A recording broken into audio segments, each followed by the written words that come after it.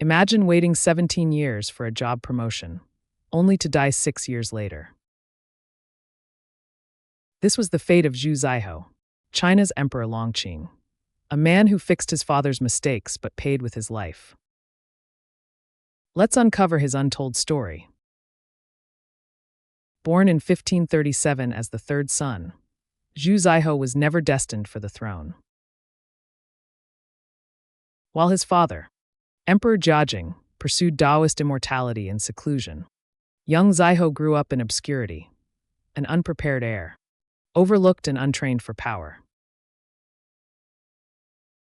Even after his brothers' deaths, Jiajing still refused to name him crown prince, terrified of two dragons occupying one throne. At just 16 years old, Zhu Zaihe was sent away to live in his new residence, outside the Forbidden City.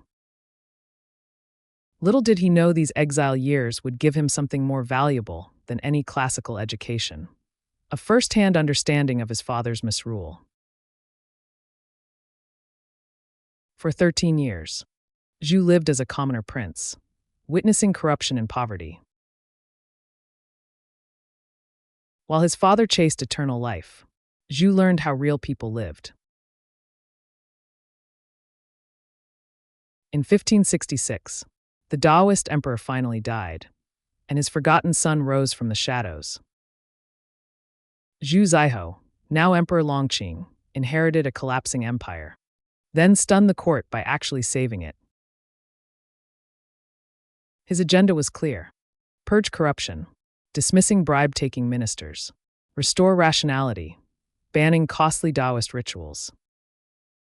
In one bold stroke, he issued sweeping pardons, freeing political prisoners and rehabilitating executed officials' families.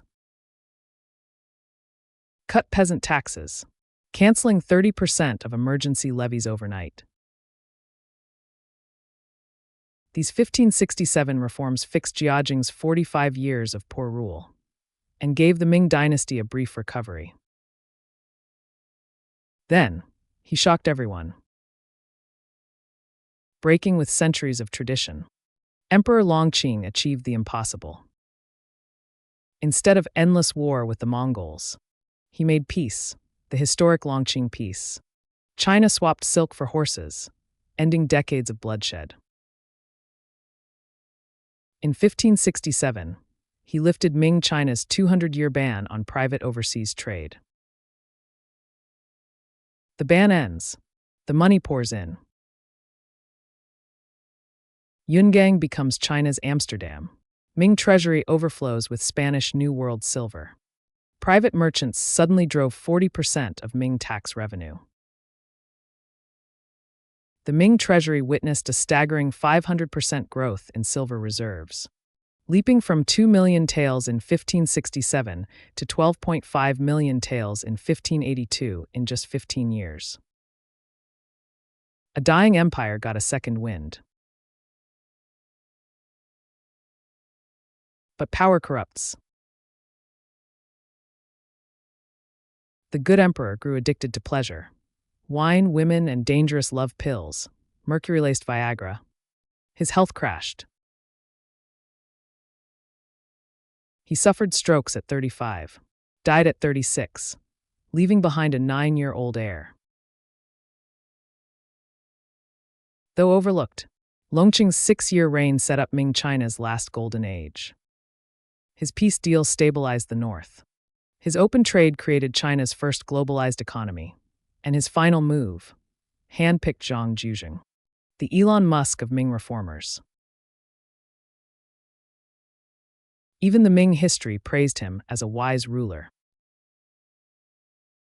The bitter truth is, he fixed his father's mistakes, only to repeat them by the same Taoist alchemy. His reforms gave China 70 extra years of prosperity. His collapse gave us the disastrous Wanli Emperor. So, was Longqing a hero who saved the Ming? A tragedy of wasted potential? Or a proof that power corrupts everyone?